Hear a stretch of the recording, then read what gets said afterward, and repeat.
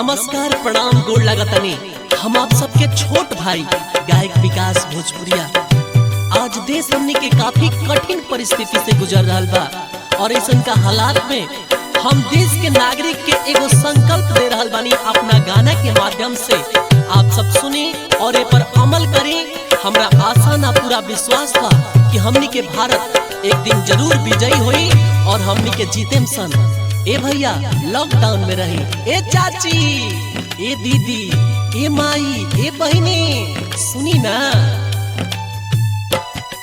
अपने समझे और सबके समझावे के होई, अपने समझे और सबके समझावे के होई। अपना भारत के कोरोना से बचावे के होई, अपना भारत के कोरोना से बचावे के होई।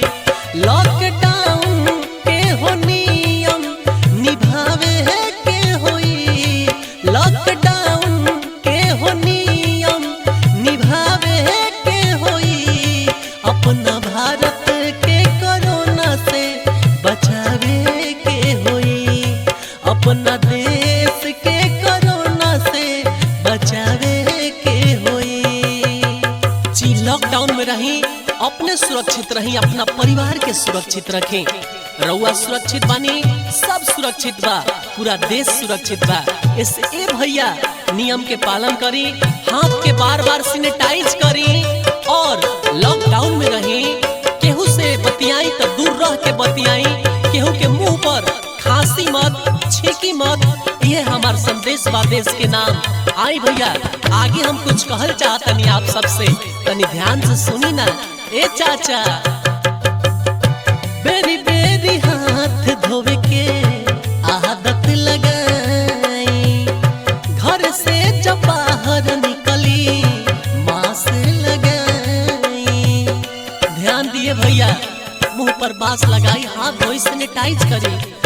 हो बेरी बेरी हाथ धोवे के आदत लगाई, घर से जब बाहर निकली मास्क लगाई। ई बीमारी के हो जड़ से मिटावे के होई, ई बीमारी के हो जड़ से मिटावे के होई। अपना देश के कोरोना से बचावे के होई, अपना भारत के कोरोना से बचावे के होई। आप सबसे ये गुजारिश बा कि ऐसा नियम बनाई कि आगे चल के भी हमनी के फायदा करो। और इस संदेश हम दे रहल बानी परम आदरणीय बड़ भैया तस्लीम तन्हा जी गीत के लिखले बानी, नीरज बाबू रिकॉर्ड कईनी ह। और आप सबके छोटा भाई विकास भोजपुरिया तो छोटा सा संदेश दे रहल बा।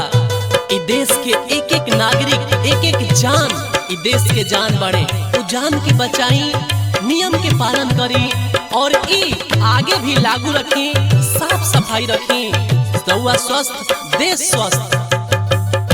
होता वे जंग अब कोरोना बीमारी से, देश हमार जीत जाई इहो महामारी से। आप सबके साथ चाहिए, लॉकडाउन में रही, एक दिन हमनी के जरूर जीतेम सब। होता हवे जंग अब कोरोना बीमारी से, देश हमार जीत जाई एह महामारी से। 2 मीटर दूर रह के बतियावे के होई, 2 मीटर दूर रह के बतियावे के होई। अपना देश से कोरोना के भगावे के होई, अपना देश से कोरोना के भगावे के होई, अपना देश से कोरोना के भगावे के होई। अपना